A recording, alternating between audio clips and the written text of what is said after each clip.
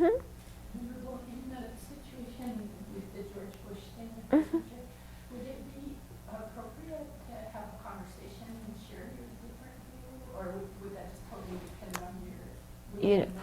Okay, so in the situation with George Bush, would it be appropriate to have a conversation? I don't know. You could see, if you felt that that was a good use of your time and your teacher's time, and that you felt enough disturbed by it that you felt a conversation would help you clarify things, But then maybe your teacher just will continue to say things that you don't agree with. Yeah? And then what do you do then? Well, I was thinking not to have the conversation to change that person's mind, but just to hear how they're thinking about it, and say, like for me, say what the ethical dilemma was, and see what they had to say about that. And it might be, if you totally miss the mark, and I just go out and go, okay. Right. Or they may say something. I mean, in the case of this teacher, he said we needed a strong leader so that people don't take advantage of us. Well, I would have a very different way of dealing with the situation, but, everybody's entitled to their opinion about this. Okay? And so, for sure your teacher's going to do things differently than you would do them, and think differently about things that you have strong opinions on. But sometimes it can also point out to us how attached we are to our opinions. And how much we bring in a lot of things. I mean, I know one person who was very upset at the Abbey because even though we were vegetarian, we would still have milk, or upon occasion use eggs in cooked goods. And this person thought that since these products were produced with suffering for the animal, that we shouldn't eat them.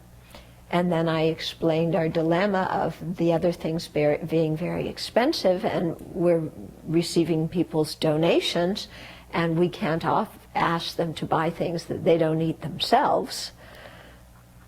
Yeah, but that person was really very upset that we, we weren't vegan. What to do, So... Yeah, so people are, so I think it's really important to ask yourself, what is an ethical dilemma, and what is an ethical breach? What's a thing of personal opinion and different ways of viewing things? And what's a situation of your buttons getting pushed?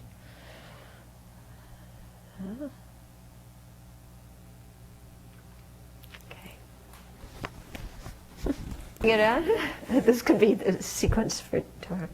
Is, sometimes when we're talking about getting upset with our teacher, we can think of ethical reasons that support our personal opinions, okay? For example, one of my teachers, well, I'm a person, I like to get up early in the morning, and I like things to start at a reasonable hour, end at a reasonable hour. I like to be fresh for Dharma teachings, and so on and so forth.